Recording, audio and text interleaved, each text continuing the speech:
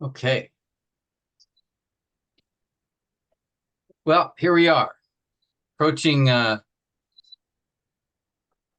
approaching toward the end of our eschatology study. We've been looking at the millennial views the last several sessions, and last session focused attention on postmillennialism. And again, these were the three major views we've spent time on in the last several sessions, since we've just been looking at the millennial views. Of course, premillennialism, which is when Christ is, in that view, returning before the millennial kingdom, and the millennial kingdom is a literal 1,000-year time of Christ's reign on earth. Amillennialism, of course, we spent time looking at as well. It would see the millennial kingdom as spiritual, not necessarily 1,000 years, but that's symbolic, and that the amillennial is just the idea of no literal millennial kingdom. They do believe in a millennium, they do believe in the Christ reigning, but not a literal kingdom on earth. And then finally, postmillennialism, which we spent time on last week, also sees the millennium as an unspecified period of time, but post has the idea of they do believe in a literal earthly kingdom, and Christ's second coming is at the end of that kingdom. Whereas we talked about the idea is at some point they believe a majority of the earth will be Christian and sort of usher in this golden age, which will lead to the second coming. These are the three major views that have existed over time, really pre-mill from the earliest days, historic premillennialism that covenantalists held to in the early days, and then of course Augustine formalized the amillennial position, and that became the dominant view in the Christian realms, particularly under the Roman Catholic Church. So it was the dominant position from about the 4th, 5th century all the way to the 16th century. And then, of course, premillennialism made a comeback after the Reformation, and particularly later in the 18th century, really when it became very popular view. Postmillennialism did exist around the time of Augustine, but it was very small minority, really didn't come into strong following until the colonialism, the days of imperialism, and that it was popularized in the 17th, 18th century, and then of course lost some momentum when the two world wars hit, and then gained some back in the 50s, and has become more widely held in recent days. There is a fourth position regarding the end times, and it's known as preterism. I didn't put it under the three major views because it really is a minority view, and I think you guys even mentioned last week that you haven't interacted too much with any preterists. The only time I have, like I said, was I think at the Evangelical Theological Society meetings, where they have their little booth and they basically just spend the whole conference arguing with people. At least that was my impression. But so I don't mean to mischaracterize, but that's sort of what I observed the times that I've seen them. There was a seminal work. I'll get to that in a minute, actually. So preterism is I did want to spend a little time on that just to give us some awareness of the position.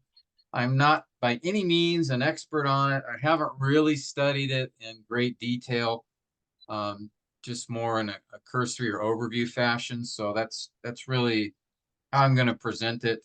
So I'm sure there may be parts of the position I don't really have a full grasp of, but I'll do my best to try to present at least what I understand of it. There's two types of preterism. Of course, preterist comes from the Latin word for past, and means that it's passed by, it's gone by. because preterism essentially holds to the view that most, or if not all, events revealed in the Olivet Discourse have happened by AD 70. Of course, AD 70 was when Roman General Titus came in to Jerusalem and just wiped out Jerusalem.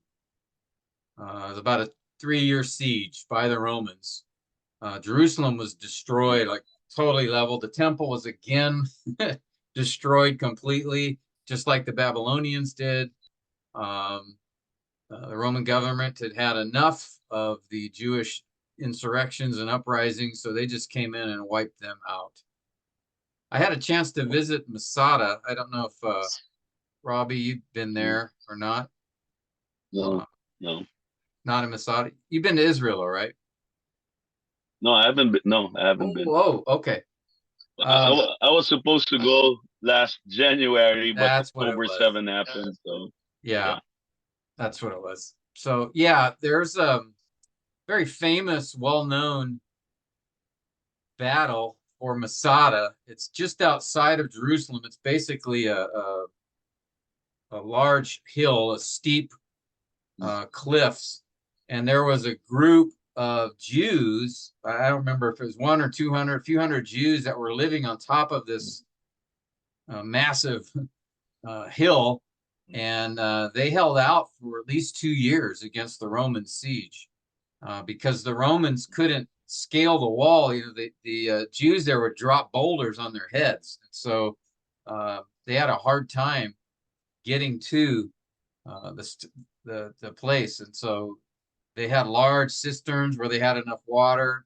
Food was in short supply, but it was a very heroic last stand by the Jews at that time. And in fact, you can see there that what the Romans ended up doing was building a siege wall where they just had slaves, brought a bunch of slaves in and made them essentially bring dirt and form this ramp up to the top of Masada. But you know, all the while the Jews are throwing rocks at them, you know, killing these slaves, but the Romans just kept sending more. So eventually they built this siege ramp going up to Masada, and then the soldiers came, and it was over quite quickly after that. But you can still see most of the ramps there. Some of it's eroded, but there's still a ramp there, and you can still see outlines from Masada looking down in the valley. This is near the Dead Sea. You can see outlines of where the Romans camped as they were waiting for this ramp to be built. It's kind of interesting place, but you do get a taste there of kind of first century, like being in the first century, because the construction, actually Herod built a palace on the side of the cliff. It's really quite amazing. They just chiseled it out of the cliff. So his palace was actually there as well. So it's really interesting place. But anyway, that has nothing to do with preterism really, except that it was just sort of the last bastion, the last stand that the Jews took before the Romans just completely wiped them out in 70 AD. And the preterists believe, as they look at Matthew 24 in particular, that those events that Jesus described there, which of course we would say relate to, we went through Matthew 24 some time ago, which relate to the 3 questions that the disciples asked, right? Do you remember what those questions were or what they were related to? Does anybody remember that far back? We can take a look. I thought you guys were all prophecy scholars by now. We spent so much time on this. All right. Yeah, my memory's not so good either. Okay, so Matthew 24. Okay. Atong, I'm going to ask if you could read, say, verses 1 through 3.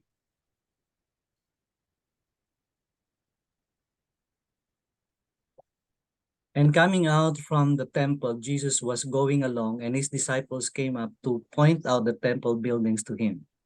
And he answered and said to them, "Do you not see all these things? Truly I say to you, not one stone here will be left upon another, which will not be torn down.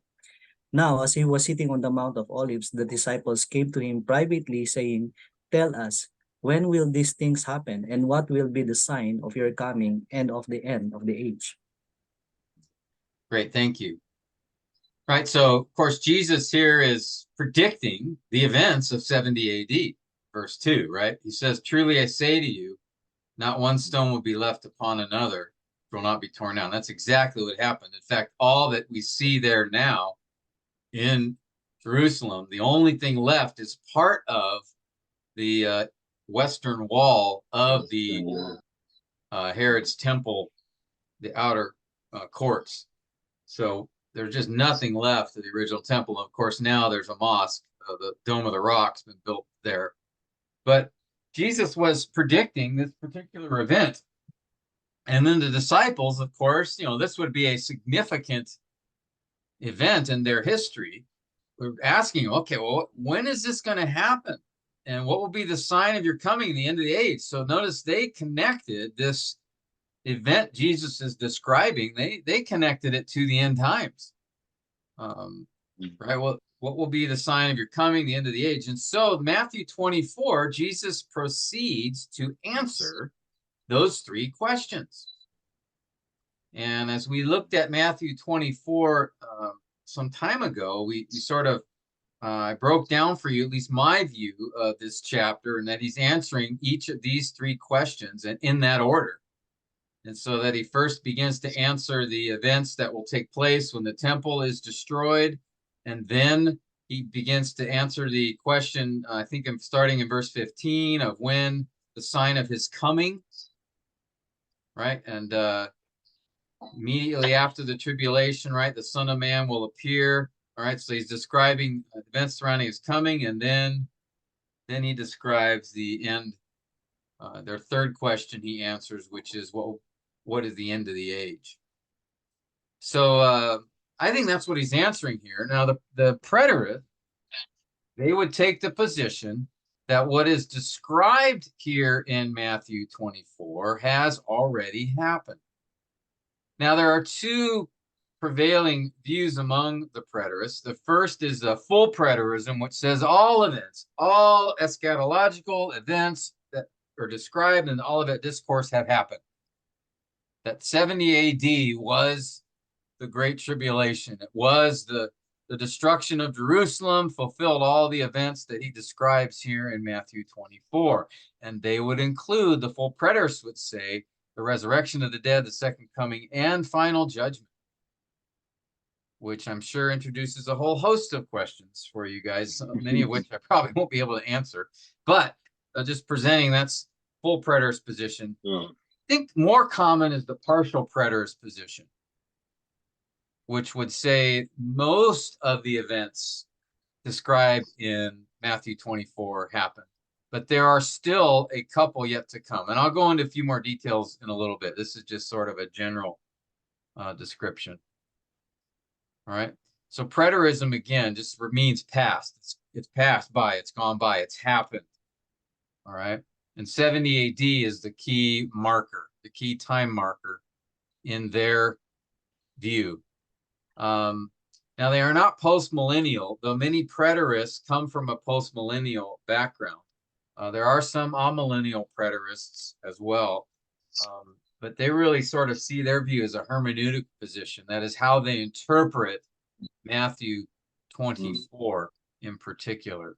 Matthew 24 holds a key role in their view, and I'll explain why in a little bit. Okay. Let me go through a brief history and then a few more details of the position. Then we can, if you guys have some comments or questions, we can go through that. Preterists would say that this view was held, that there were some, at least in the early church, that held their view. But honestly, if you look historically, it really doesn't appear until the 1500s. The most influential or known early preterist was Jesuit Luis de Alcazar. He wrote the first systematic presentation of the preterist position. which then was articulated later by a Frenchman, and then it gained more popularity when this book was written, The Perusia, written in 1878 by James Stuart Russell. Actually, a well-presented, now this one you can see, this is a thick guy, all right? But he really sort of walked through the preterist position, looking at a number of passages in the views. So it's worth, again, this is written almost 150 years ago now, but he goes through the Perusia in the Gospels, and then in the Synoptics in particular, and then in Acts, and in the epistles. So it's a very thorough treatment. I'm just looking at his table of contents. I mean, it's really thorough. And so R.C. Sproul, when he read this book, he said that that this made him rethink a number of his views regarding end times, and even how he viewed the importance of 70 A.D. I don't think that Sproul was a preterist, but I believe he was what's the word, favorable to some of their positions, but he had at least from what I've read, had a high praise for this work that James Stuart Russell. It's really the seminal work that you can get on the position. So its history, really, that's when it gained more popularity. Again, it's still a fairly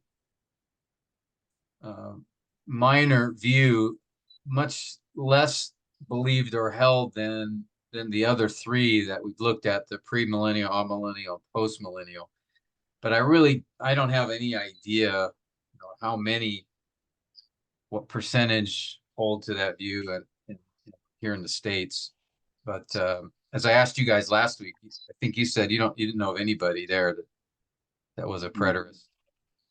At least no one that's confessing to being such, right? Anybody have any preterist friends, or a couple of you guys weren't here last week when we talked about it. Nope. Yeah. Tim? Yeah. We'll do the different views on the millennial have bearing on whether you are pre-trib, mid-trib, and post-trib? Well, good question. I mean, obviously the amillennial and postmillennial see the rapture happening at the moment of the second coming.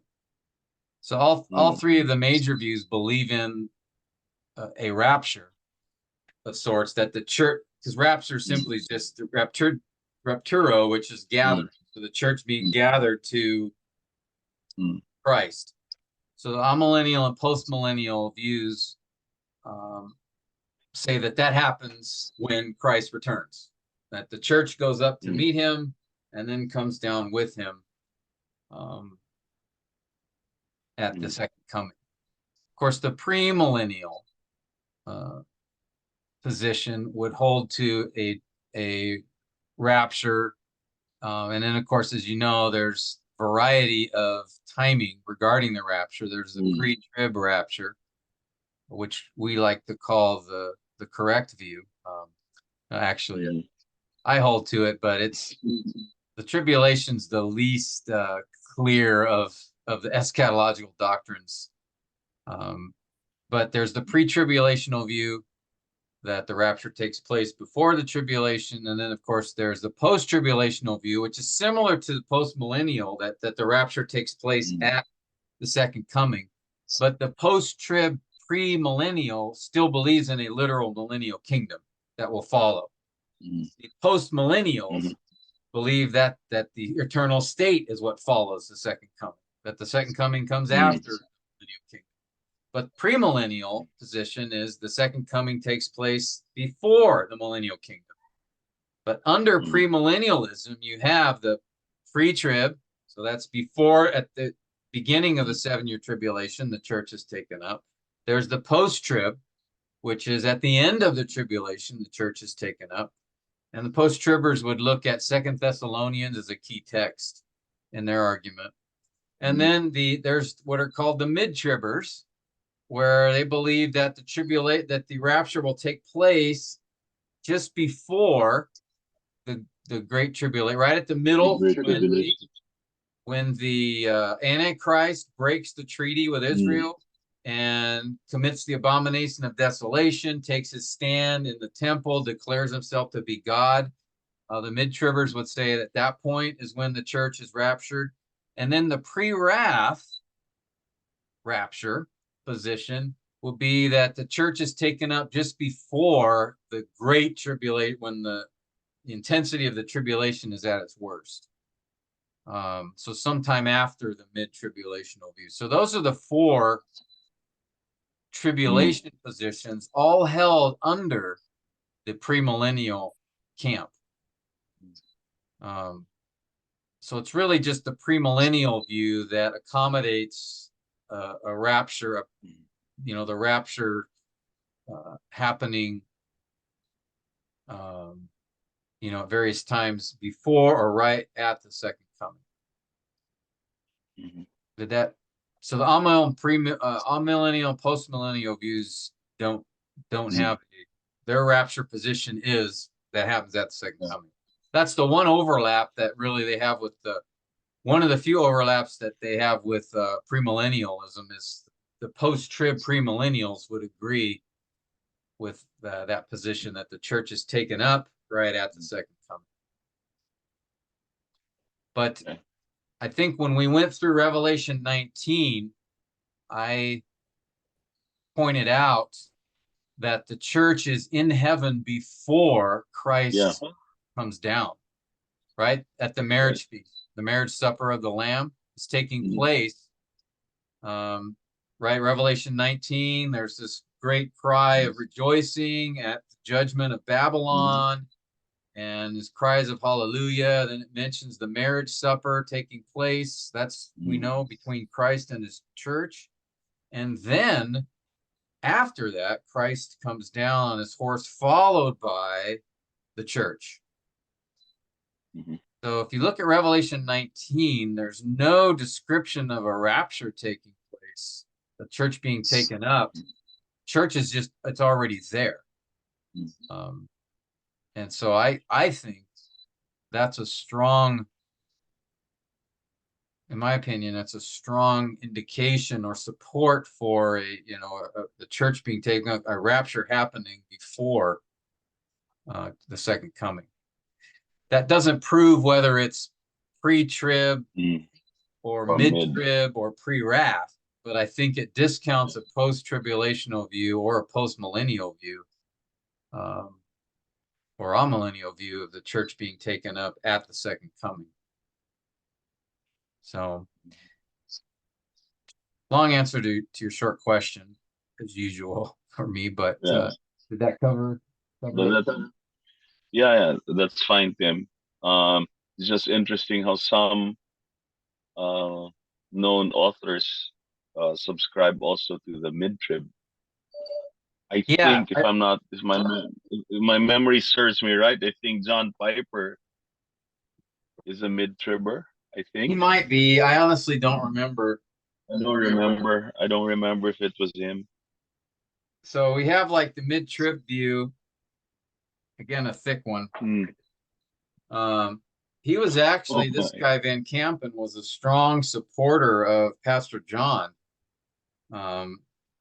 He was an financial investment expert. Made a lot of money, but he sort of did his own study. And then Marvin Rosenthal is the one who popularized the pre-wrath rapture of the church. Marvin Rosenthal. So a lot of these books I read a long time ago. So I honestly don't remember a whole lot from from them, but you know, some interesting perspectives. And honestly, when it comes to the millennial kingdom, I'm pretty firm in my view and strong in my position. I feel pretty strongly about it. As far as the tribulation, I would, I would hold to the pre-tribulational view because I think it makes the best. It's the best understanding of all the passages, but I don't hold it as firmly or tightly as I would the premillennial position. Just because there are some legitimate questions, and it's not as clear to me as say the premillennial position is. So I don't get into, some guys are rabid, like just they'll argue that, pre-tribulational, you ain't a Christian if you're not pre-tribber, and kind of have that attitude that especially in some parts of the Bible Belt. I remember Vincent used to tell the story, Vincent Green, about that when he was doing an interview, I think for a pastoral position. And one of the churches, their interviewing team, one of this older guy on the interviewing team was like, so do you believe in the pre-tribulational or how did he put it? The biblical view of the pre-tribulational rapture? And Vincent was saying, I hold to that view, but, there are other, possibilities there or something like that. And he said, just, well, you cannot be a Christian if you think. Vincent's going, whoa, hold on here. I didn't see that in the gospel, So needless to say, Vincent did not pursue that church. At the time, but he tells the story much better. But yeah, some people really feel very, very strongly, more strongly about the tribulation rapture than anything else, it seems. But that to me is the least the least understood or the hardest to support of all the eschatological aspects. So I think the main thing with pre-tribulational raptures is kind of, if you look at the end times events related to Christ and the church, there just appears to be some distinct differences between when Christ returns and what happens at the second coming. And then there's this other event being described that doesn't match with what takes place at the second coming, like 1 Thessalonians 4, which talks about the rapture. That those events described there's some similarities, but for the most part, they're not what we see in other events like Matthew 24 or in Revelation 19 or even Zechariah 14 that don't, seem to indicate, the focus on the second coming, and there's no mention of kind of a rapture type of view. So I think you can see, if you kind of line up, look at passages which seem to be talking about the second coming, but you'll notice a few of them describe events that are different. And I think those passages are such as the end of 1 Corinthians 15, 1 Thessalonians 4, John 14. These passages seem to indicate another event, which we would refer to as a rapture. Revelation 2 talks about the church not experiencing the wrath of the tribulation. And so some have used that in support of the pre-tribulational view. Others use that in support of the pre-wrath view. That the rapture would take place before the great wrath of God was poured out on creation. Yeah, Tim, but doesn't taking the mid-tribulation view also say that basically some of the major catastrophes that will happen from the start of the tribulation period, the church will go through. Yeah, exactly. So yeah, and the tribulation is basically God's pouring out his wrath. It's just that by after the first half of it, that's when the great wrath of God will be poured. That's why it's called the Great Tribulation. Yeah, exactly. But there's, yeah, judgment's happening all through the tribulation. Mm. So yeah, like a mid-trib or a pre-wrath view, I'm like, well, but wrath's already, judgment's already been poured out. Maybe, the intensity level increases after the midpoint with the great tribulation that Jesus describes in Matthew 24, but still you have, a quarter of the earth dying right at the beginning. Yeah.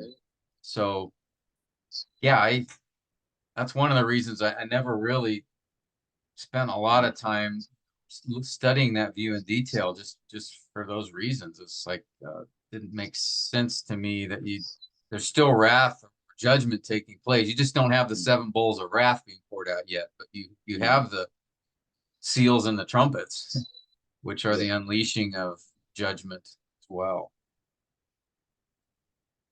But yeah, so I just show you these books, if you guys are interested, you want to check it out for yourself. I can put them in the notes if you want. And then of course there's the one we're talking about here. Kind of interesting that, so you've got the pre-wrath, here's that book. Got the mid-trib, this one. Then you've got Dick Mayhew pre-trib.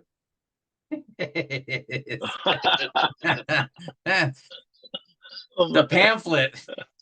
It basically just says the pre-trib position is the correct position. End of discussion. No, he's got a few. Oh my gosh. Pastor Tim, That's funny. Yeah. I'm familiar with that. I'm familiar with that Van Kampen book. That's actually a pre-wrath position. Yeah. I think he was once the owner of the Xerox company, so he was really a rich man. I think this is because yeah, he's with pre-wrath. Marvin Rosenthal. Marvin Rosenthal used to be with Friends of Israel. Yes, I think so. Yeah.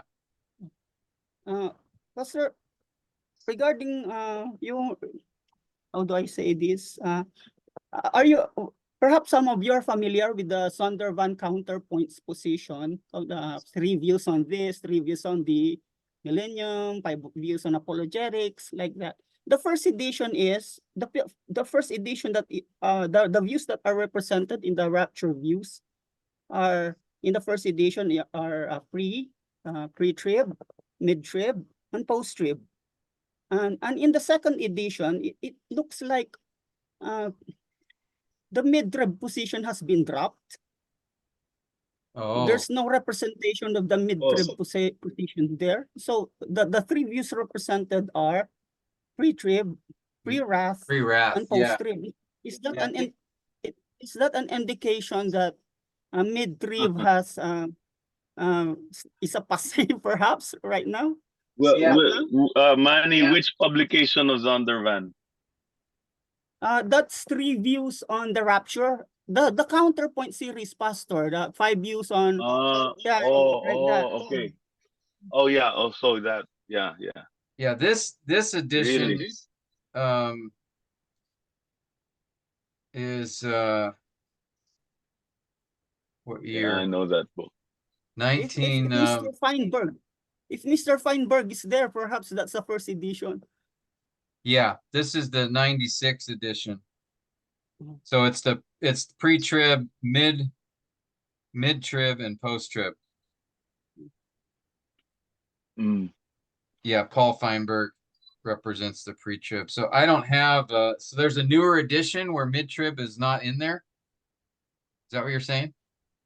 Yes, Pastor. It seems like the mid-trib has become a passe. There's no they can't find a scholar who can defend it, perhaps. So that's why they have not included it. Yeah, I think you're right. That's interesting. I don't have the newer version, so I just have this one. But yeah, it doesn't mention the pre-wrath in this one. So yeah, it wouldn't surprise me. I think you're right. Mid-trib didn't really have much going for it. So yeah, pre-wrath became more popular, but I still think here in the States anyway, pre-trib is probably the most, still the most held view among premillennials. I don't know about there in the Philippines, but yeah, thanks for the input, Manny. Yeah, those two books I showed you are pre-wrath, and then yeah, I didn't know about the mid-trib going away from the three views book there. That is pretty interesting, though. Did they make any comment? Did you read the book? Did they make any comment about it? Not yet, Pastor. I'm just speculating that they can't find someone who can defend who will defend the mid-trib. Yeah, this one, Gleason That's Archer. actually interesting. Gleason Archer is the one that presented the case for the mid-trib here. Oh, really? Yeah. Wow, that's interesting. Gleason Archer, Mr. Gleason Archer, Past Professor Gleason Archer. And Doug That's interesting. Moo Moo. is the one who was the post-trib view, post-trib position. Yeah. So, yeah, it's interesting. Oh, those are heavy names. Yeah, big hitters. Big names. Big names. So, looking at just preterism, full, or what the full preterists would say, they call themselves consistent preterists. Again, really see that all, that's what's the emphasis here, all of Bible prophecy was fulfilled at the destruction of the temple, because that signified the end of the old covenant. They would say that's when the law was fulfilled. You know, Jesus talked about that, he was fulfillment of the law, and that the old covenant, they say, actually ended at the destruction of the temple. Whereas I think we would say, no. When did the old covenant end, guys?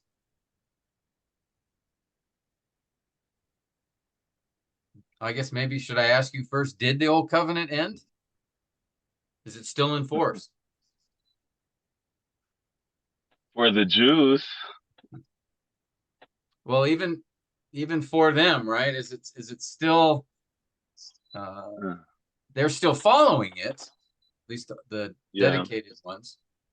But for God's people, the old covenant, right, was abrogated. It was done away with at the inauguration of the coming of, at the coming of Christ. At the cross, right? If you read Hebrews 8 and 9, it clearly identifies that, where it says Christ, who is the mediator of the new covenant, present tense. He's the mediator, present mediator of the new covenant. And that, right, in Hebrews, the end of chapter 8, I think it is, he says, the author says, after he quotes from the new covenant, Jeremiah 31, if the first covenant had been faultless, there would have been no occasion sought for a second. But finding fault with them, he says, and then he quotes from Jeremiah 31 in its entirety, the new covenant. And when he said that is a new covenant, he made the first obsolete. Whatever's becoming obsolete and growing old is ready to disappear. Well, he made the first obsolete, so it's no longer in force. Right? The second covenant, or the new covenant, being mediated by Christ, is what is now in force. When Christ appeared, right, he entered through the greater, more perfect tabernacle, and he is now the mediator of a new covenant, not the old.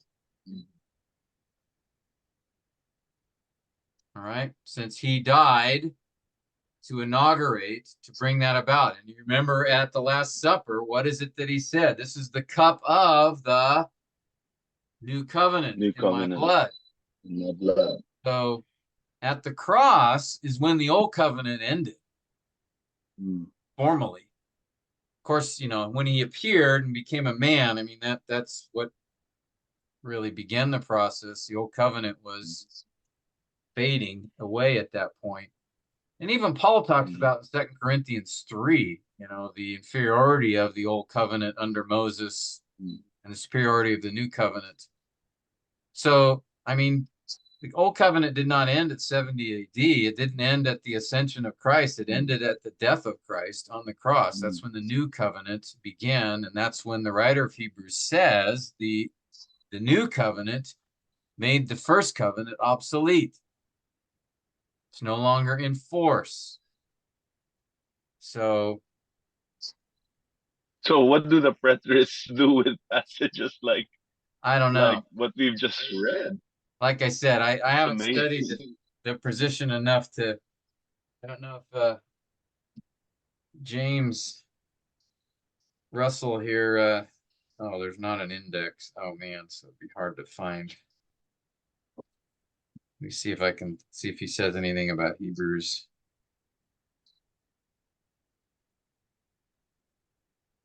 He mentions Hebrews, but I'd have to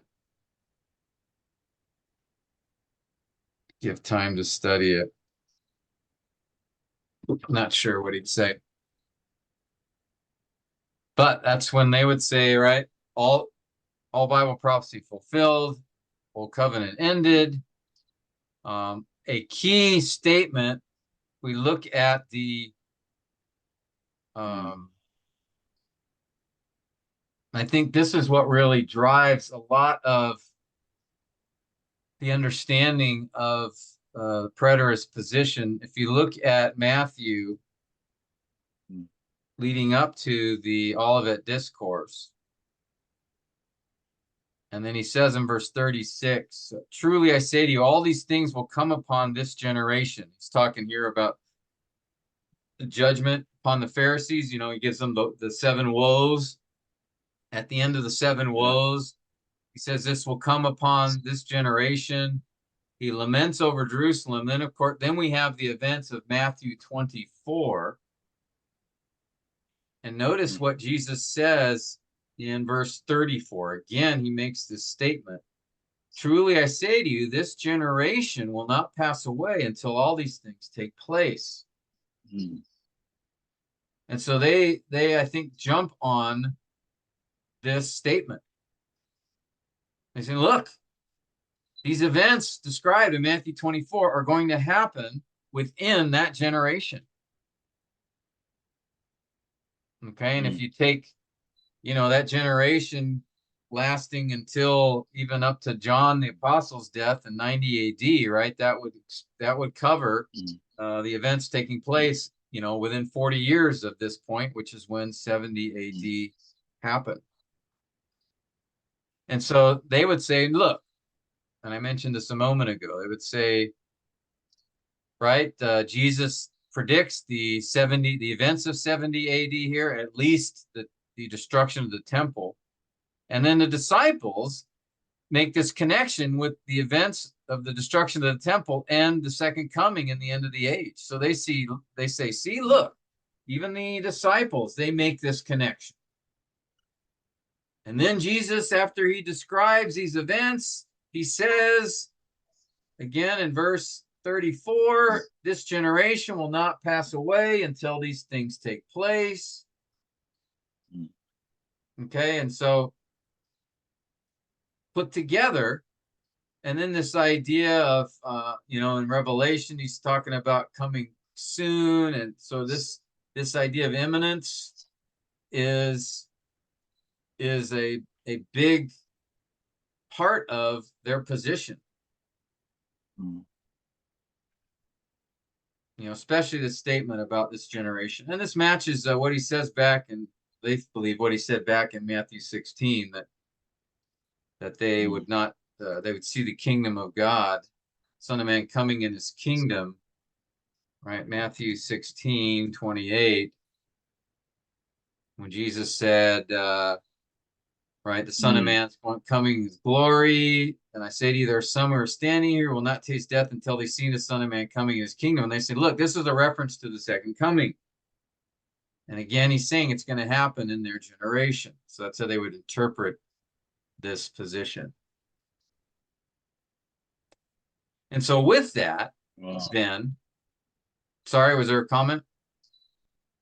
No, Question? no. Okay, so with that comes, oops. That's not what I want. Try again. This one.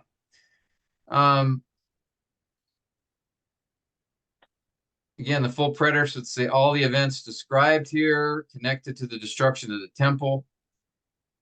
And then critical to their view, and we'll look at this in a little bit, is that Revelation then they would see Revelation as sort of a symbolic representation of this struggle, and that therefore it had to have been written before 70 AD, right? It's critical to their views is the dating of the book of Revelation. Wow. Okay. So if they get that wrong, that really unravels their position. They'd be the exact opposite of the futurist, right? The preterist is, done in the past. The futurist, which would be the premillennial view, is no, this is all future. Then there's the idealist position. That's the amial view, which is Revelation is just depicting in a symbolic fashion the events of the age-long struggle between the church and Satan. And so it's just depicting in a more symbolic or figurative fashion that conflict that's ongoing in the current age. But the preterist depends upon the view that Revelation was written prior to the destruction of the temple.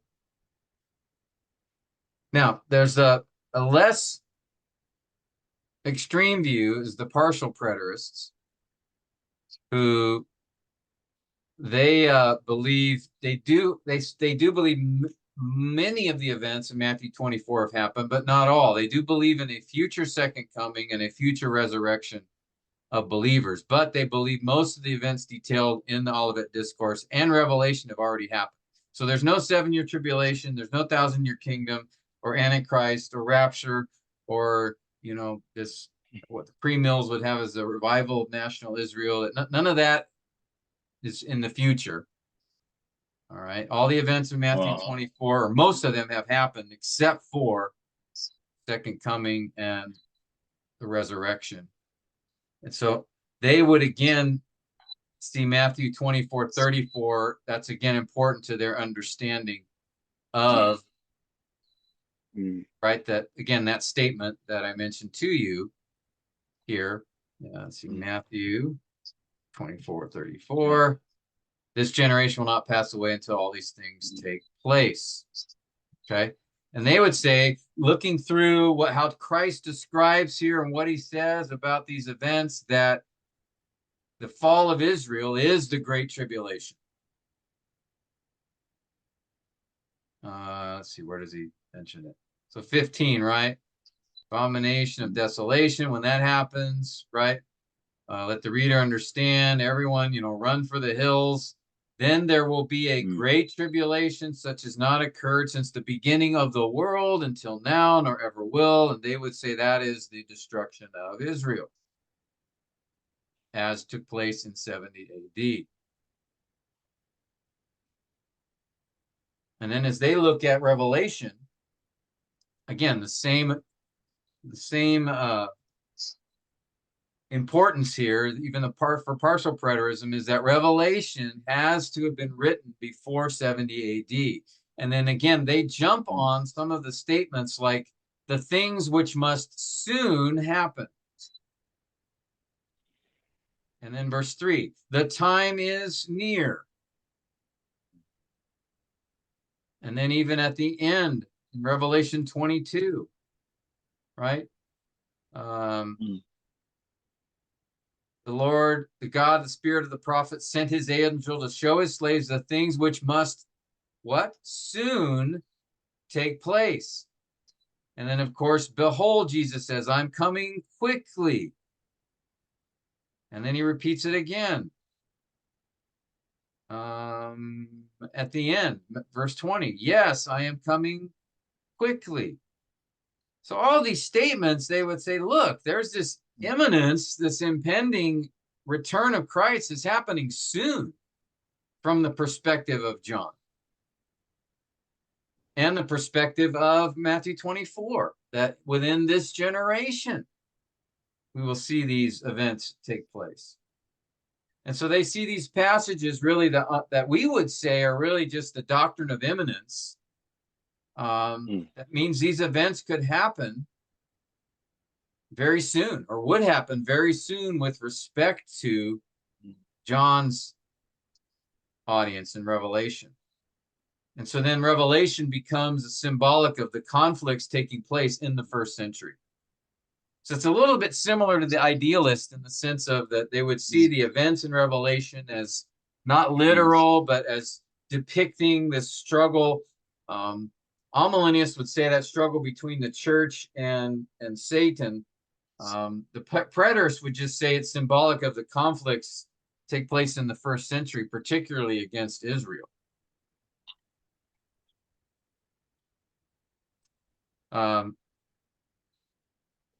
There's a quote I have here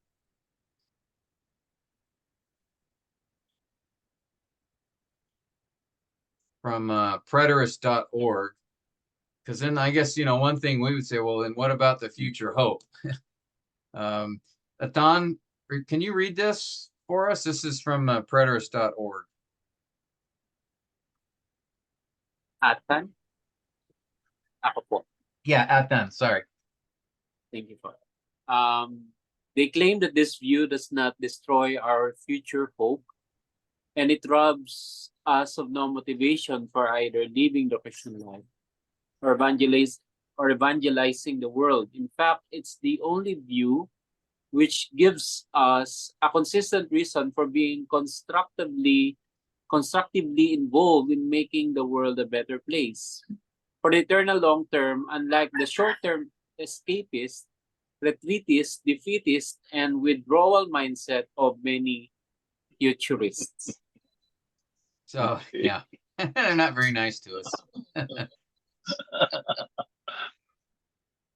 But it's just, by the way, again, if you want sort of a place to get a good overview, preterist.org is a helpful website. You can go through there and look, and they kind of give their viewpoint and then how they address certain issues, questions regarding their perspective. But this is just a point that caught my eye regarding them. So what do we do with this? Again, what's that?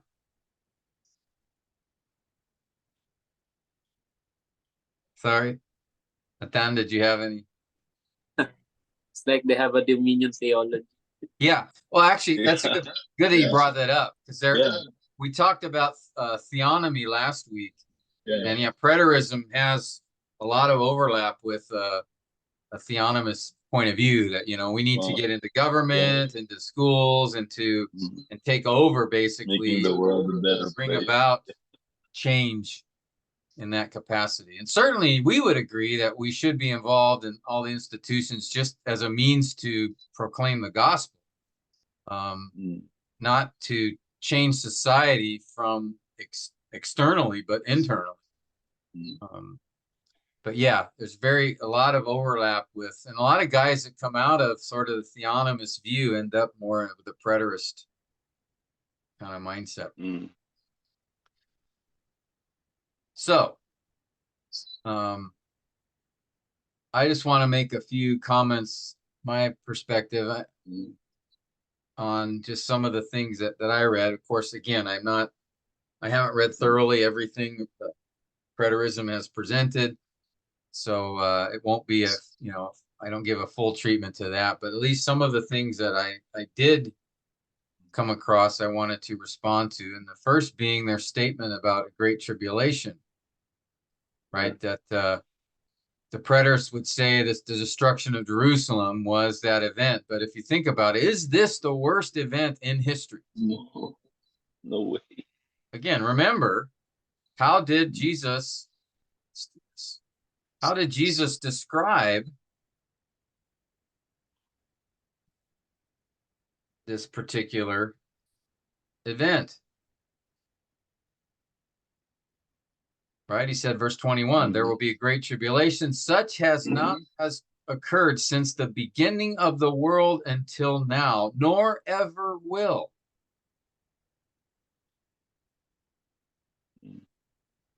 All right, that's quite a statement. So Yeah. if you're to say, okay, well, this is referring to the destruction of Jerusalem in 70 AD, I have to ask a couple of questions. Or what questions would come into your mind if that's the claim? How would you respond to that? Is that worse than the Great Flood, Well, yeah, we've got the which Great was Flood. God's judgment? Yeah.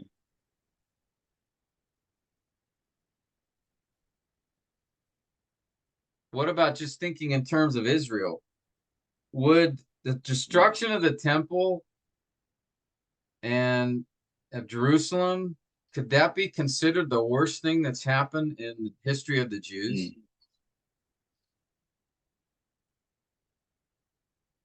Josephus Under the Babylonians.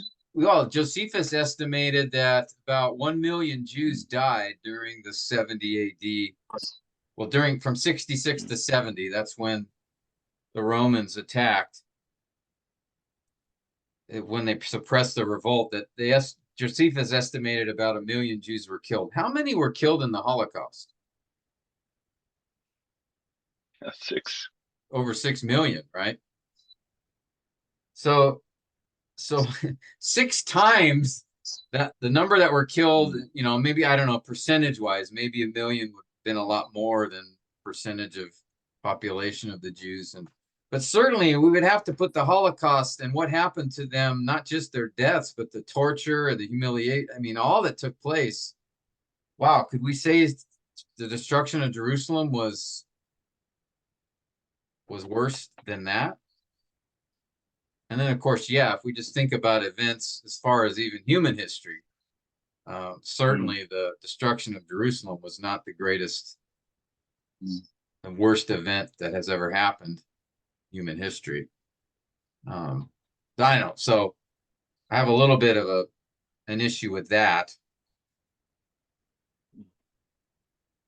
Also, too, let the reader understand. You guys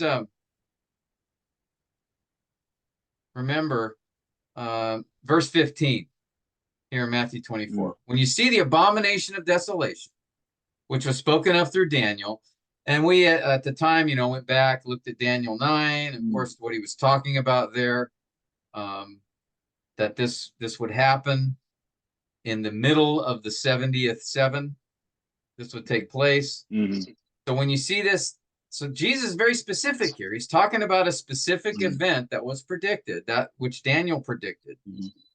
When you see this standing in the holy place, so again, that gives us a little indication that the abomination of desolation, Jesus says, will have something to do with someone committing this in the temple. And then notice what Matthew throws in here.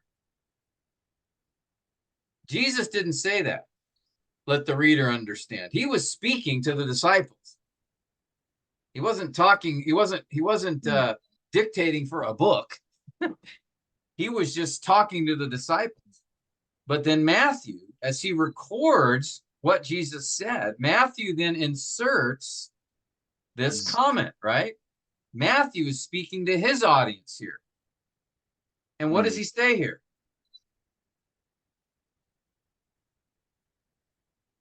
All right, let the reader understand. So he's cluing in the reader to pay attention to what Jesus said. Now, why does he say that?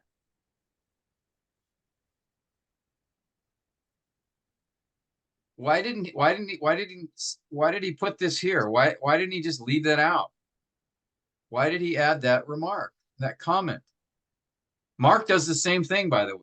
When Mark is recording this Olivet Discourse in Mark 13, I can just show you, he makes the same statement.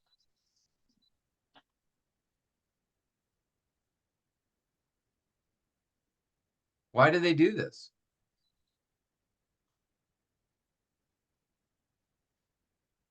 Because they're applying what the Lord said here, not just to the disciples, but to the to those who are reading after the Lord had already ascended to heaven. These gospels were written much Yeah. later.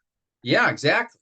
Right. Matthew's gospel was likely written in the late 50s, maybe mid 50s, but probably late 50s. Mark was probably written after that, early 60s. So, if you think about this, it is dubious that this comment would have been made, unlikely this comment would have been made if the events being described here were just going to happen within a couple of years after the writing of the book. If Mark's gospel is, early 60s, and if the destruction of the temple is 70 AD, you're only talking about just a few years here. So doesn't mean it couldn't be, but it really presents a lot of uncertainty, unlikeliness into the fact that Mark and Matthew would make those statements to their reader. They recognize that the events hadn't happened yet. They recognize that that the books, that the audience they were writing to, they wanted to make a comment. Hey, reader, so you pay attention in case these events take place in your time. He wants the reader to note, because that's where he begins, right, to talk about the those who are in Judea, right, flee to the hills. Pull this back up again. Right, those in Judea flee to the mountains. Whoever's on the housetop, right, he's basically right. Run for the hills. Get out of town. So that's why he's telling the reader to understand. So pay attention. If you see these things happening, you should run. So I don't know. To me, that presents a little bit of uncertainty and doubt there is whether the preterist view really makes sense. Another thing too is, again, a key statement in their view is the meaning of this generation. Now, on the face of it, that sounds like, they've got a good case. This generation will not pass away until that seems to be pretty clear and direct, that the generation Jesus is speaking to, that these events are going to happen in that generation. So again, that seems to be a pretty strong, they could make a strong case for that. What do you guys think? How would you respond to that? The Lord may have been referring to the generation of that time that he was describing. Yeah, right. Verse 33, you too, when you see all these things, and again, remember, we can't forget, this is such an important narrator's comment here. Let the reader understand. Okay, so Matthew here is recognizing, okay, he's writing this down 20, 25, maybe 30 years after Jesus said these words. Okay, he's recording what Jesus said almost 30 years before. All right, and so he says, let the reader understand. He wants to, take note, you who are reading this. And so then as we get to verse 33, so you too, when you see these things, recognize he is near, right at the door. I say to you, this generation. Which generation? The one that sees these things.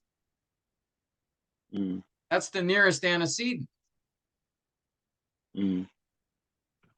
Now they might say, well, the you there, he's speaking to the disciples, so therefore it must be the disciples who see these things, and it's that generation. Well, wait a minute. Again, I go back to verse 15. Let the reader understand. It could have happened in the disciples' generation. Okay, right? That remember, Jesus says of the day or the hour, no one knows, not even the Son of Man, when he'll be returned. So it could have happened within 30 years, but it doesn't have, it's not demanded to have happened within the 30 years. And so here I think, just as Robbie said, it's the audience who is seeing these things. And now Matthew writing this down, it's not the disciples, it's really the readers of this text now. When you see these things, recognize, so that's the generation that I think he's talking about. It's the one who sees these things.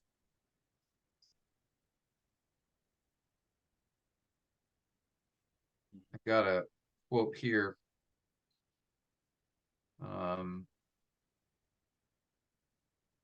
Daryl Bach. Robbie, you want to read this one? So this generation is the one who sees all these things, which refer to the events of the Great Tribulation, which will not pass away until the second coming occurs. Once the beginning of the end, I'm sorry. No, go ahead. Yeah, those are my comments. So now Yeah. go ahead and read, what Bach said. Okay. Well, once the beginning of the end arrives with the cosmic signs, the Son of Man will return before that generation passes away. It is arguing that at the end will occur within one generation. The same group that sees the start of the end will see its end. Yeah. Right, because we know that tribulation, full tribulation is 7 years. The great tribulation happening right at the midpoint, as Jesus talks about. So that's the last 3.5 years. So yeah, the people that see that will see the end. We'll make, most will make it to the second coming, or many will.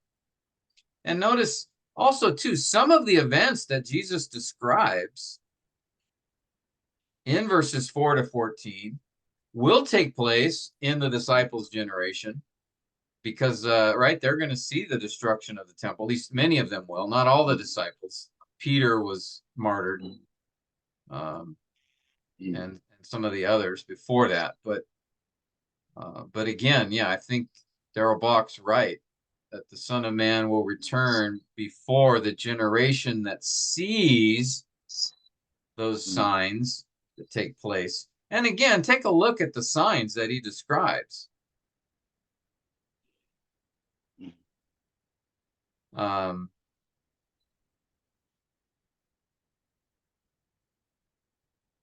sun will be darkened. The moon will not give its light. The stars will fall from the sky. The powers of the heavens will be shaken. The Son of Man will return. So when did that happen? Right? These events haven't taken place. These cosmic events have not happened. And two, I mean, this is an extra biblical argument here, but there's no mention of Jesus returning by any, I should highlight this.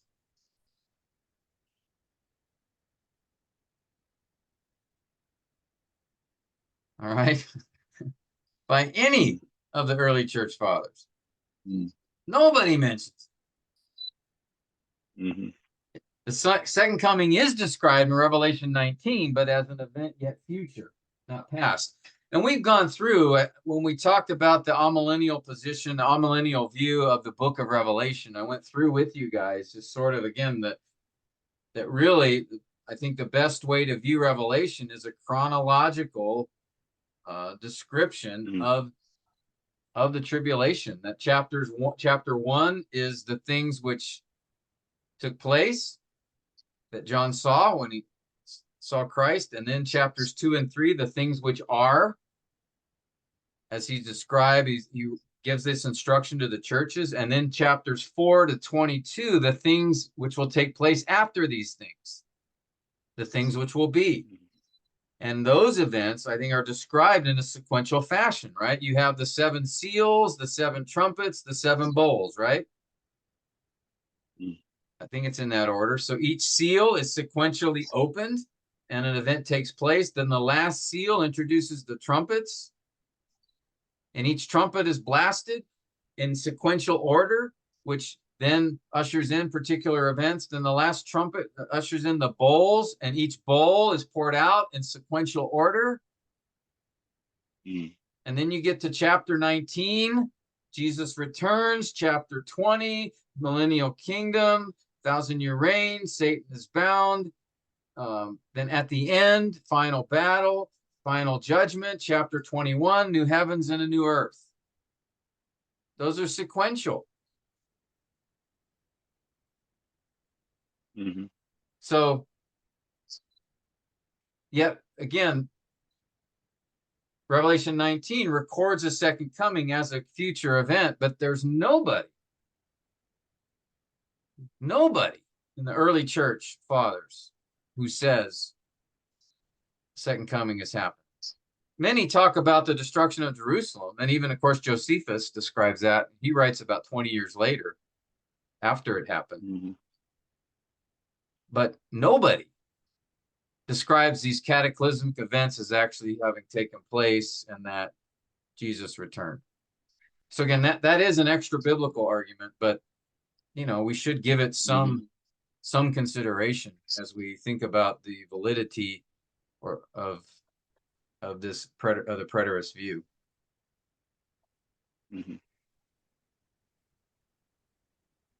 Comments or questions at this point? I also have read an argument or that in terms of the Genesis and Revelation, the first 2 chapters in Genesis and the last 2 chapters are the only chapters that is in a perfect state. There is no mention of sin. And so it's as you were mentioning the chronological narrative of if that's what you're saying, that's how I understand it. Seems it's more logical indeed to see that everything will still happen in the future. And this is really what's the grand narrative of the scripture, what the Lord will accomplish, still accomplish in the future. Yeah, good point. So the restoration thing. That's how I understand that state. Yeah. Yeah, it's kind of one of those things where, you know, this is a hermeneutic issue. It is an interpretive principle taken, and that is, if you look at Revelation or any prophetic book, as I've said in the past, right, the default should be take it literally unless something in the text directs you otherwise. And so Revelation 1, Jesus tells John, look, I want you to write down the things that have taken place, the things which are, and then the things which will happen after these things. So even there, just plain statement seems to be from Jesus. Okay, John, write down things in the past, present, and future. That's the plain reading, in my view, of that. So that's what John does. He writes down the things which happen as he sees Jesus, and then the things which are the present state of the churches, and then chapter 4 and on, the things which take place after these things. So to me, that's the plain reading of the book right at the beginning as it's laid out. There's nothing in that first chapter that indicates, okay, I'm going to give you a symbolic, figurative depiction that illustrates the ongoing conflict between, none of that's there. Jesus appears, John is terrified, And Jesus says, look, I'm appearing to you because I want you to write down a book. I want you to write to the 7 churches. And he names them specifically. 7 specific churches.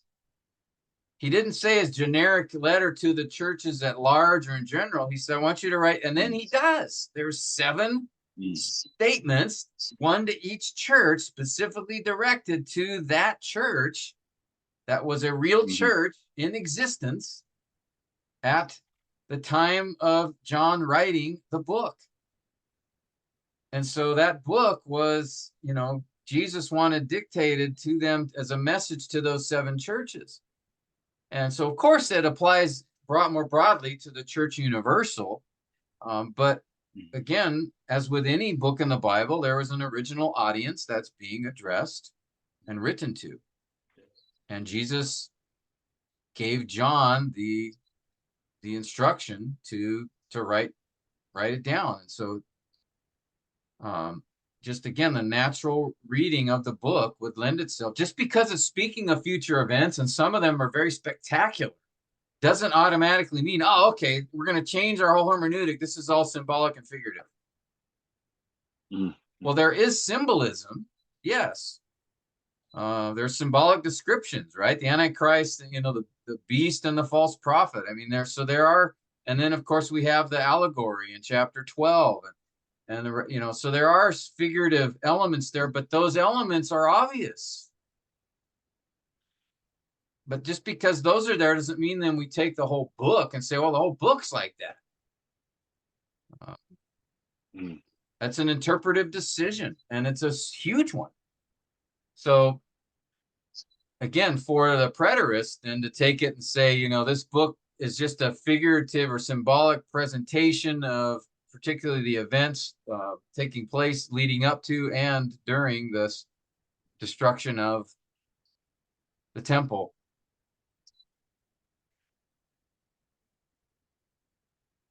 So as you can see, I have a concern about that. And then, like I said, none of the early church fathers indicate this. You would think at least one would have said something. If these cosmic events took place and occurred, but no one, not Justin Martyr, who's right, Irenaeus, these guys who were, just within a generation after the Apostle John, right? In fact, Irenaeus was a disciple of Polycarp, who was the disciple of John, and Polycarp or Irenaeus don't mention anything about these things. So just to me, major hole. Another one too is the Old Testament prophecies about Israel and the Messiah.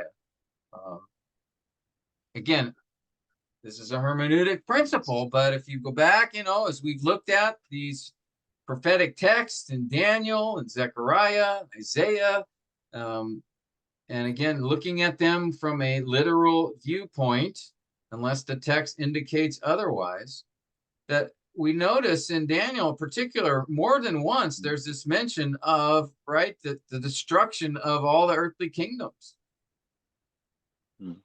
Right? If you remember Daniel 2, Nebuchadnezzar's statue in his dream, right? And what was the end of that, right? You had the golden head, you had the silver breastplate, you had the bronze loins, you had the legs of iron, and what those were symbolic because the interpretation Daniel gives says such. And what did they symbolize, each of those things on the statue? What were they? What did they represent? The empire. Yeah, right. The kingdoms, right? And Daniel even lays out clearly, right? You, Nebuchadnezzar, are the head of gold, and then one will follow you and follow that one. Now, they didn't know it was to be the Persians and the Greeks and the Romans, but they did know he was talking about, subsequent kingdoms. And then you have the rock, right? Not made from human hands. And what does that rock do? Right? Boom, right on the statue, crushes it. That's God's kingdom, right? Destroying all of the earthly kingdoms. Well, look around, buddy. Is God's kingdom the one in control right now? we get the same thing in Daniel 7 and Daniel 8, the prediction of these four kingdoms, right, that are represented by the beasts. You have the lion, then you have the bear, the leopard. And again, Daniel tells us in Daniel 7, those represent the kingdoms, various kingdoms to come. But then those kingdoms are swallowed up, overtaken by, one like the Son of Man who comes up to the Ancient of Days and receives the kingdom, and he's going to be, again, has that happened? As we look around, that took place at 70 AD? Really?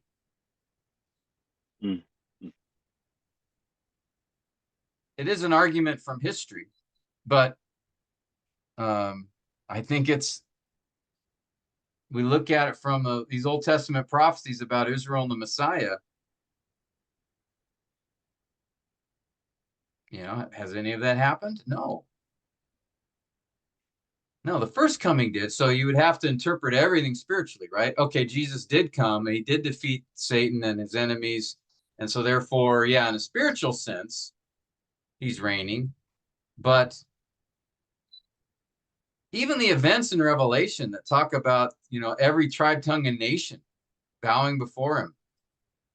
Really? What does that mean then? If Christ is reigning in the hearts of his people and his kingdom is not a physical kingdom, how did all that come about in 70 AD? I mean, that just, unless I'm missing something, and I could be, but thirdly, let's talk about the book of Revelation a little bit. I've already discussed it a little.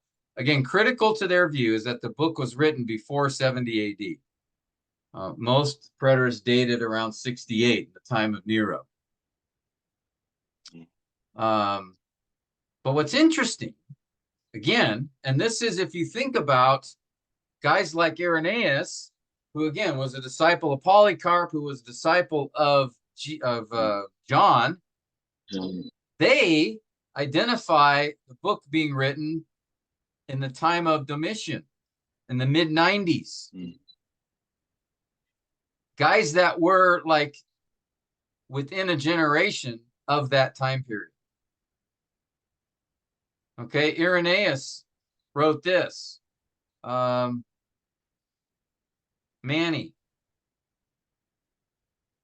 can you read this from Irenaeus here?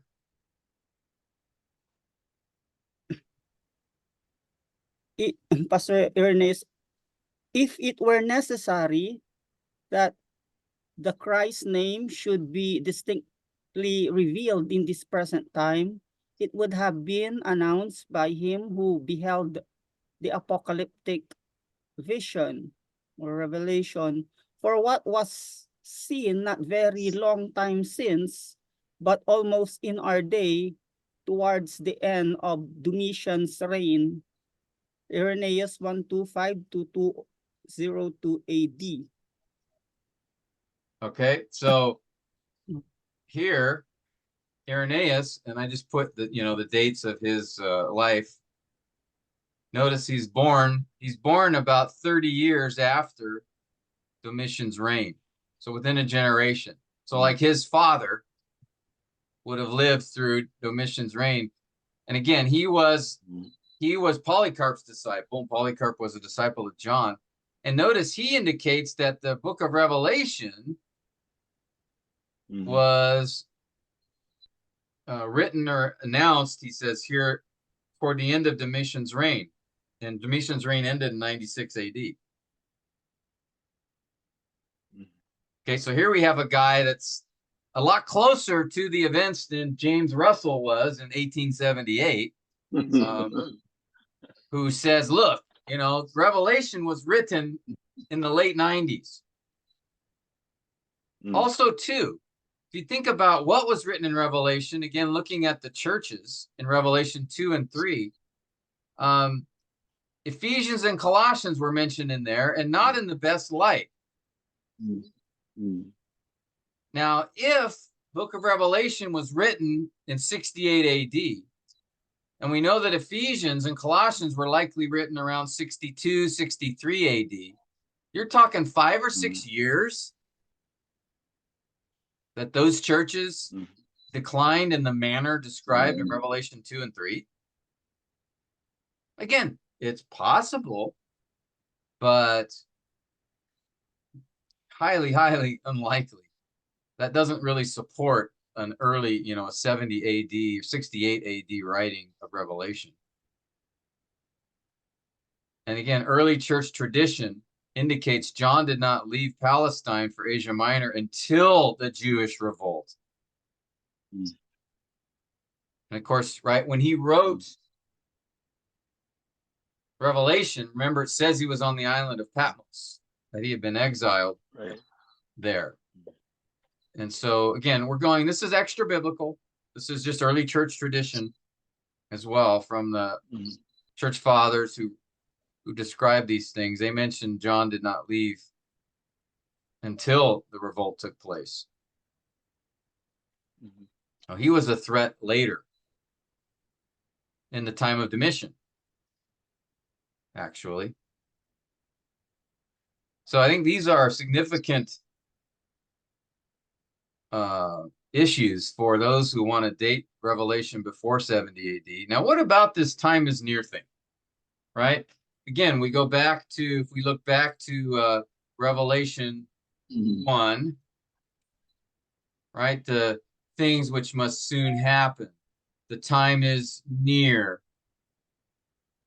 So they say, well, and then again, Revelation 22, as we looked at a moment ago, I'm coming quickly, he says, and then repeats that at the end of the book.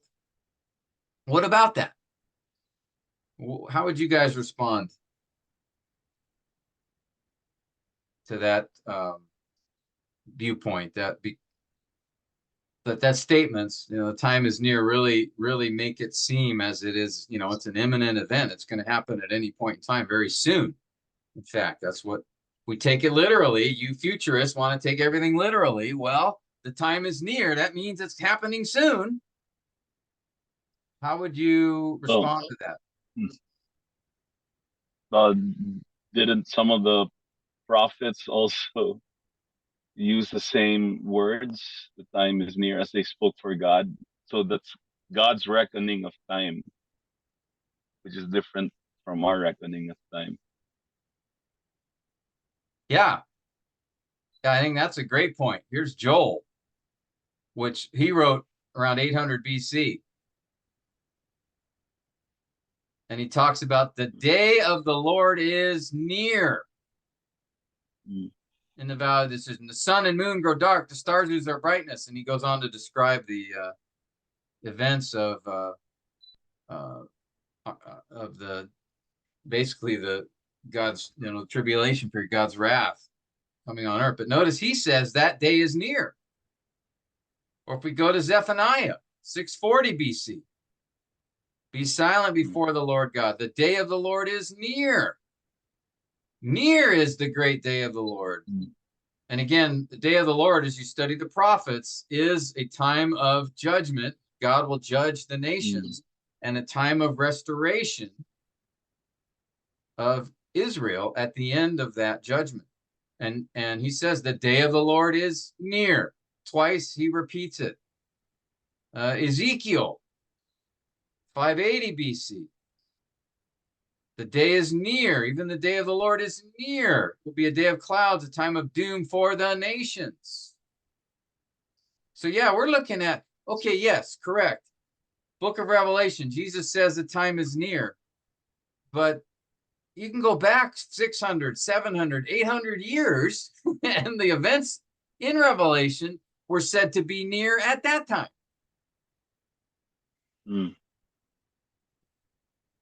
So this is the doctrine of imminence, right? And we see this all through Scripture, this idea of these events described in the future could happen at any time. And honestly, from God's point of view, that's exactly the case. Right? Right. I mean, for us, yeah, 800 years, 1,000 years, 2,000 years, that's a long time. I mean, none of us, you know, make it much past 100, if that, years. So yeah, it is a long time. And so if I were to say, you know, Pastor Robbie was to say to me, you know, I'm coming to visit you, the time is near, then yeah, I would expect that to be, you know, soon, definitely within Robbie's lifetime, perhaps even, you know, in the next few months or year. But that's from a human perspective. Now, if it was God saying the time is near, well, that could be any time from now until, you know, 1,000,000 years from now. I don't think he's being deceptive or coy or what's the other word I'm looking for? Elusive. I think that's honest. That's the honest truth from God's perspective. When he's declaring these future events, from his view, it is near. And secondly, and we see this in First Thessalonians 5, this idea of he wants his people to be alert and ready, right? And that unbelievers in particular would not delay in their response to repent. Matthew 24, Jesus gives several parables that really are to encourage the unrepentant to respond, because they could be at any time. So the doctrine of imminence, I think, you know, it's broader than this. There's much more to it, but I think those are some key elements. And so when he says the time is near, or he's coming soon, or I'm coming quickly, we have to keep in mind from who is saying that, from whose perspective that is, and also to the intent of it. From our point of view, it could be at any moment. It really could, and that needs to be our perspective. And so to take that to mean, well, it literally means it's going to happen, you know, very soon from the human perspective, I think is to misunderstand the intent, and also to ignore that its usage and it's the doctrine of imminence is not just a New Testament thing. It's not just a premillennial dispensational thing. It actually goes back to Joel, to Zechariah, to Ezekiel. They were using the same terminology 800, 700 years before Jesus even. So I think that's something that needs to be considered. So I don't think that they're because I believe that focus on the nearness of these events and the description of these events that way is really something that they hold to very, very tightly. But what is it that that movie, The Princess Bride? I think it.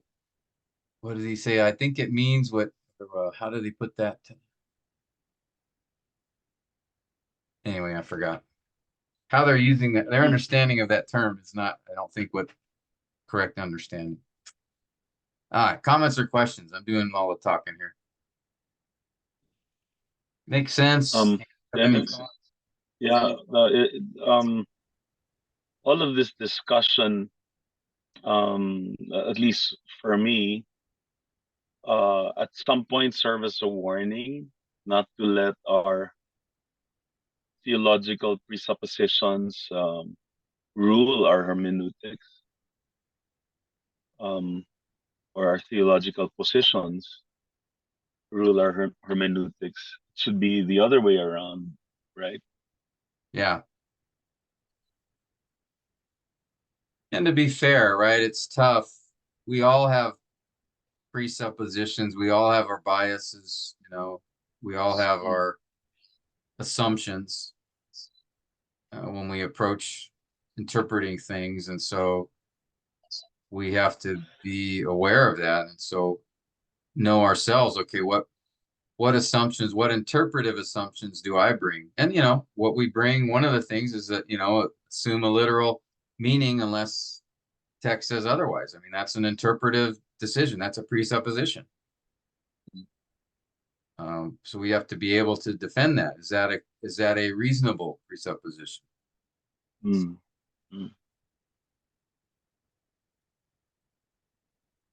observation also, Pastor Tim. I think um, if we will also consider the progress of the gospel with the preterist view in mind, what Jesus mentioned in the Olivet Discourse in the gospel of the kingdom will be preached to all nations, and then the end will come. I think they can. It's difficult for them to defend it. Yeah. Yeah, that's a great observation as well. Yeah, has that taken place? And even in Revelation, right, it describes the angel in mid-heaven, right, flying in mid-heaven, having an eternal gospel to preach, right? And he declares, fear God and give him glory, the hour of his judgment has come, worship him. Right? Has that event happened? If not, what is it symbolic of? So yeah, there's things like that, but yeah, he will not return until the gospel has been preached to every tribe, tongue, and nation. So another good response to the fact that the end hasn't come yet. Good point. So lastly, I already mentioned this, the early church fathers, right? No early church father presents preterist view. Charlie Campbell, I don't know where I got this quote. I was trying to find it. I think I got it on the internet somewhere. Right? Zero indication from known writings. There are no early church writings that teach Jesus' return. In fact, the futurist view, I believe, was the most prevalent one in the early church. If you look at Justin Martyr, who was even closer to the time of the last book, Revelation, being written, he said this. Let's see, who hasn't read? Atan, can you read this? This is from Justin Martyr here. But if so great a power is shown to have followed and to be still following the dispensation of his suffering, how great shall that be which shall follow his glorious advent? For he shall come on the clouds as the Son of Man, so Daniel foretold, and his angels shall come with him. And how also he should come again out of heaven with glory. Hear what was spoken in reference to this by the prophet Jeremiah. His words are, Behold, as the Son of Man he cometh in the clouds of heaven, and his angels with him. Okay, so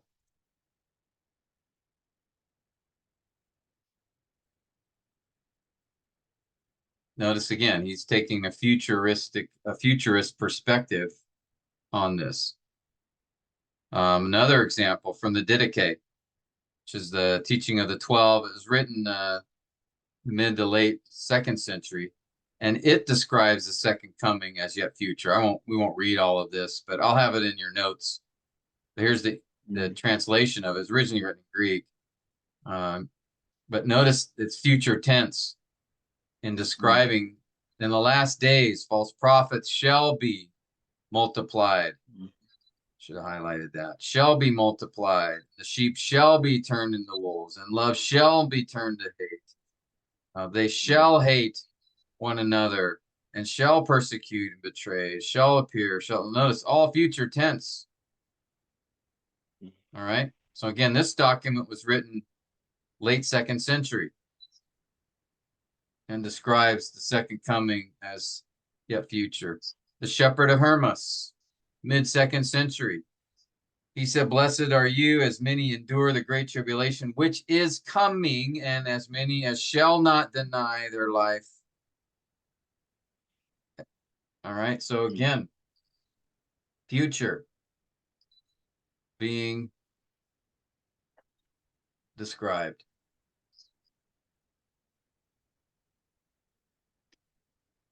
From the perspective of those living in the early church time. Okay. Again, extra biblical, but you know, we shouldn't ignore these historical reference points. Okay. I already mentioned a couple of the resources here, the Perusia that I showed you, and then preterist.org. It's probably one of the best online resources if you want to get more information. Like I said, I haven't spent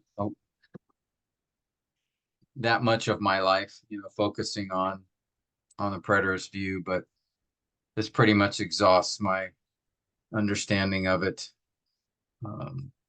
I guess maybe if it becomes more popular, I might need to spend more time digging into it and becoming familiar with it. But you guys should at least be aware. So if you hear anybody that mentions this or talks about it, you can at least have some thoughts about it to consider.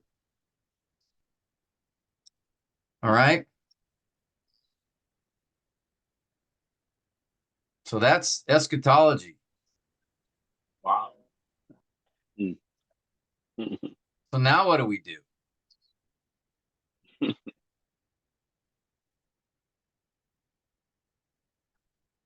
Maybe you guys can give some thought. We can connect next week and talk about maybe some, if you guys still want to continue getting together when we can and going through things together, I'm open to doing that. Maybe think about what, if you do want to do that, what would be some things to do together that would be helpful for you. So we don't have to answer that now, but maybe take some time next week. Maybe have us a shorter time together, but talk about some options of things to do going forward, or if this is a point in time where, you know, could transition away from, you know, not meeting anymore like this. You guys can Tim? think of that and decide. Yeah. Yes. Yeah. For next week, if it doesn't take too much preparation on your time, could we just have a time just discussing the different rapture views? Yeah, let me see Yeah, if I can prepare something, we can do that. I have a few. just in case you can. Yeah, I'll try it. I'm still preparing some messages for the Malaysia trip, but if I make good Right. progress on those, then we can do that. Yeah. And then yeah, We don't need to spend the whole time on that, sure. because just to complete the discussion on eschatology, because we just touched on the rapture views on the surface. So maybe just have a little more on that. On Okay. those, right. Yeah, I'll try to get something put together for that. And then yeah, let's talk about sort of what we want to continue together, and then some ideas for that. Yep, that would be good. All right. Any other comments or questions before we end today?